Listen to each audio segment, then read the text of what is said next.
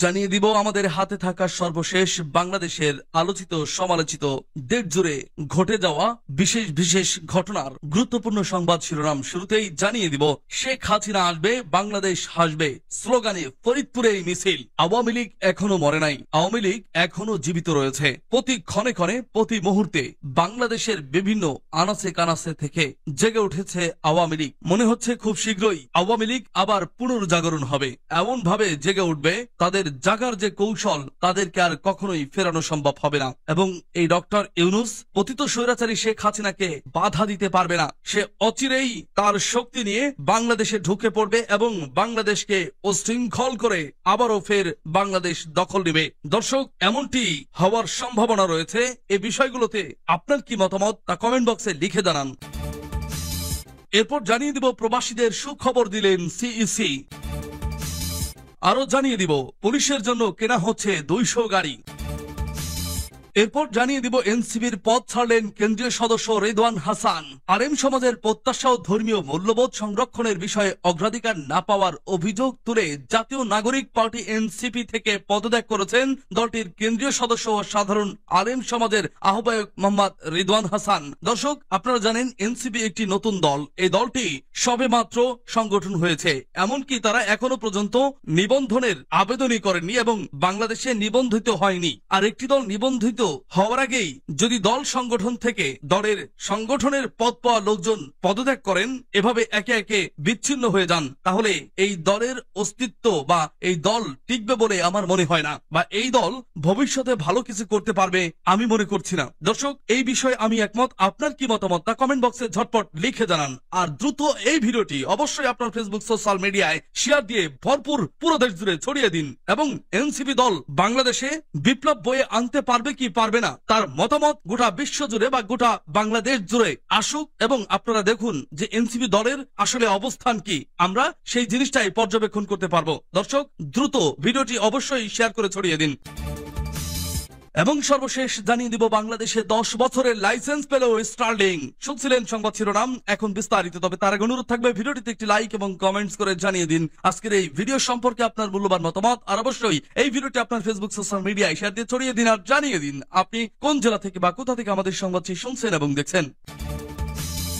শেখ হাসিনা আসবে বাংলাদেশ হাসবে স্লোগানে ফরিদপুরেই মিছিল। রাজনৈতিক নিষ্ক্রিয়তার ছায়া কাটিয়ে ফরিদপুর সদরে আবারও রাজপথে সরব হল আওয়ামী লীগের সহযোগী সংগঠন যুবলীগ। গত বছরের 5ই আগস্ট আওয়ামী লীগ সরকার ক্ষমতাচ্যুত হওয়ার পর এই প্রথম জেলা সদরে দলীয় শতাধিক নেতাকর্মীদের অংশগ্রহণে একটি মিছিল করে সংগঠনটি। তবে এ বিষয়ে মোটেই অবগত ছিলেন না বলে দাবি করেছেন কোতোয়ালি থানার ভারপ্রাপ্ত কর্মকর্তা ওসি। মঙ্গলবার রাত 8টায় ঢাকা খুলনা সড়কের ধুলদি জোড়া ব্রিজ সংলগ্ন এলাকায় মিছিলটি হয়। আওয়ামী লীগ সমর্থিত নেতাকর্মীরা 28 সেকেন্ডের একটি ভিডিও তাদের সামাজিক যোগাযোগের মাধ্যম ফেসবুকে পোস্ট করেছে।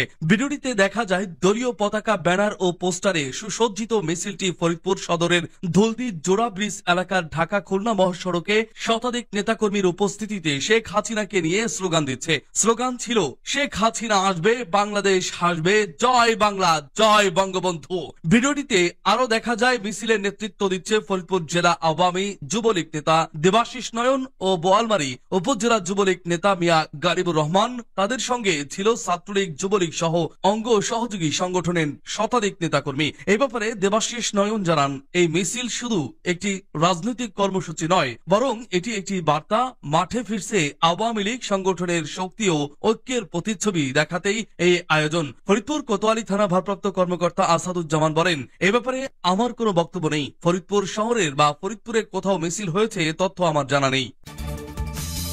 প্রবাসীদের সুখবর দিলেন সিইসি। কারিগরি বিশেষজ্ঞদের পরামর্শ অনুযায়ী প্রবাসীদের ভোটাধিকার নিশ্চিত করতে দ্রুত ভোটিং পদ্ধতি চূড়ান্ত হবে বলে আশাবাদ ব্যক্ত করেছেন প্রধান নির্বাচন commissioner am Nasir Uddin. Proxy voting পদ্ধতি নিয়ে ছোট পরিসরে প্রবাসীদের ভোট চালুর উদ্যোগে বিশেষজ্ঞদের নিয়ে একটি কর্মশালা করেছে নির্বাচন কমিশন। রাজধানীর আগারগাঁওয়ের নির্বাচনী প্রশিক্ষণ ইনস্টিটিউটে মঙ্গলবার দিনব্যাপী প্রবাসী বাংলাদেশিদের ভোটদান পদ্ধতি নির্ধারণ শীর্ষক একটি ওয়ার্কশপ অনুষ্ঠিত হয়। হয়। এতে নির্বাচন বিশেষজ্ঞ ও নির্বাচন কর্মকর্তা সহ 80 জন অংশ নেন। কর্মশালায় সিইসি এম নাসিরউদ্দিন বলেন, প্রবাসী বাংলাদেশিদের ভোটাধিকার নিশ্চিতের বিষয়টি আমরা অগ্রাধিকার দিচ্ছি। বিশেষজ্ঞদের আজকের কর্মশালা থেকে সুনির্দিষ্ট পদ্ধতি নির্ধারণ হবে আশা করি। যে পদ্ধতি আপনারা সাজেস্ট করবেন সেই অনুযায়ী থেকে আমরা উদ্যোগ নেব।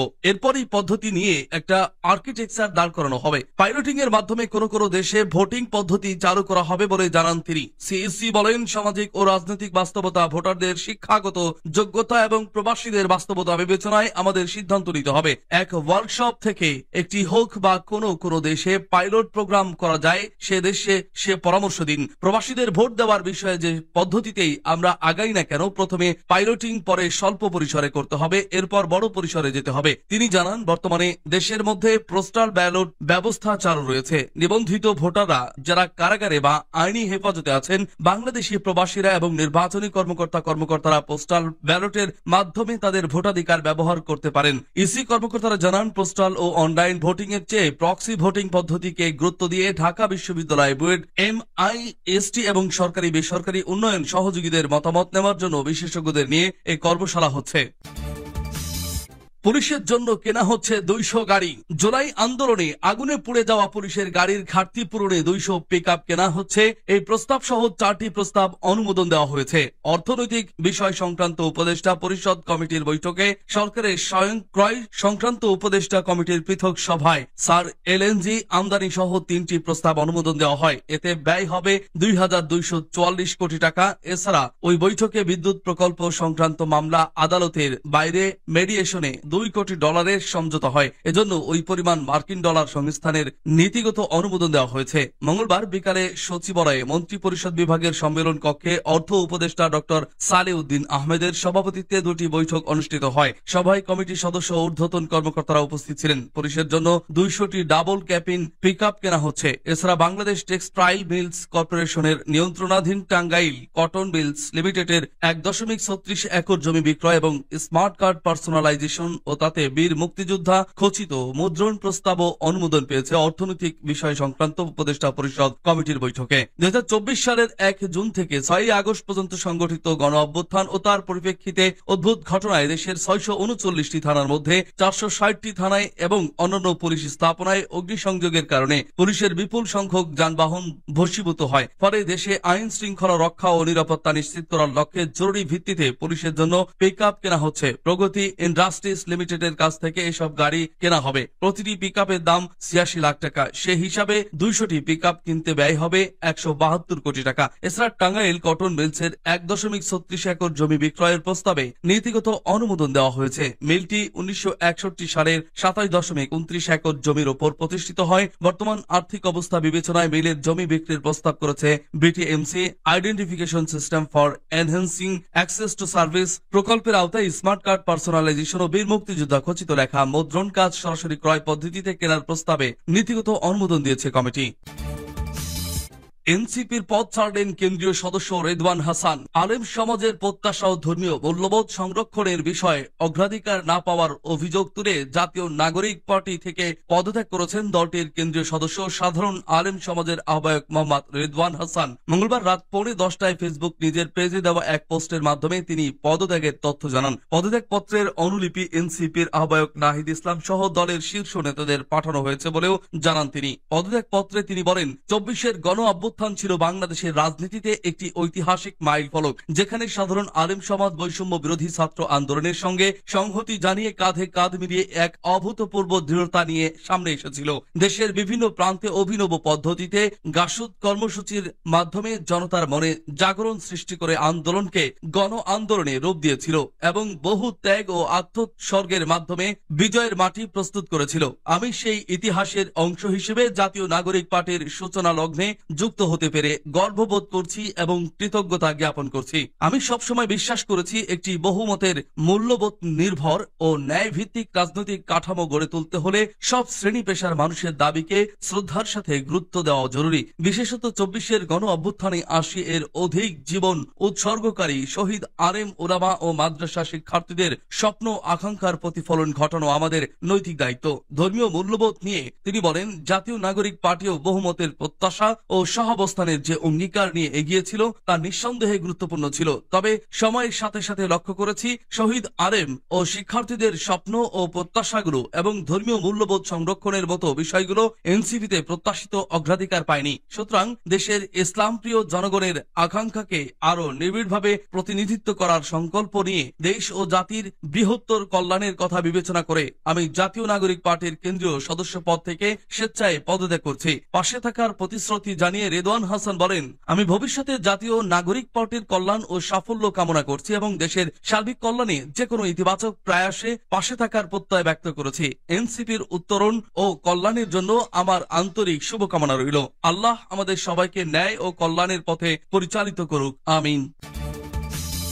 বাংলাদেশে 10 বছরের লাইসেন্স পেল স্টারলিং নন জিওস্টেশনারি স্যাটেলাইট অরবিট এনজিওএসও স্যাটেলাইটের মাধ্যমে ইন্টারনেট সেবা দানকারী প্রতিষ্ঠান স্টারলিং সার্ভিসেস বাংলাদেশ লিমিটেডের অনুকূলে লাইসেন্স হস্তান্তর করেছে বাংলাদেশ টেলিযোগাযোগ নিয়ন্ত্রণ কমিশন বিটিআরসি। গতকাল মঙ্গলবার বিকালে রাজধানীর আগারগাঁওস্থ বিটিআরসি ভবনে প্রতিষ্ঠানটির অনুকূলে non geostationary satellite orbit operator license ও রেডিও কমিউনিকেশন অ্যাপারেটস লাইসেন্স নামে দুটি পৃথক লাইসেন্স হস্তান্তর করা হয়। সরকারের ক্রমে বিটিআরসি থেকে প্রতিষ্ঠানটির অনুকূলে এই লাইসেন্স দুটি হস্তান্তর করা হয়। প্রথম লাইসেন্সটি হস্তান্তর করা হয় বিটিআরসির লাইসেন্সিং বিভাগ থেকে, যার মাধ্যমে স্টারলিং বাংলাদেশে তাদের বাণিজ্যিক কার্যক্রম পরিচালনা করতে পারবে, এবং দ্বিতীয় লাইসেন্সটি হস্তান্তর করা হয় বিটিআরসিসির স্পেকট্রাম বিভাগ থেকে, যার আওতায় ইন্টারনেট সেবা প্রদানের জন্য অনুমোদিত তরঙ্গ ব্যবহার করা সহ বেতার যন্ত্র ও আনুষঙ্গিক যন্ত্রাংশ আমদানি ও ব্যবহার করতে পারবে। প্রথম লাইসেন্সটি লাইসেন্সিং বিভাগের পরিচালক lieutenant colonel Syed Mohammad Taufiqul Islam Starlink global licensing and market এভিয়েশনের পরিচালক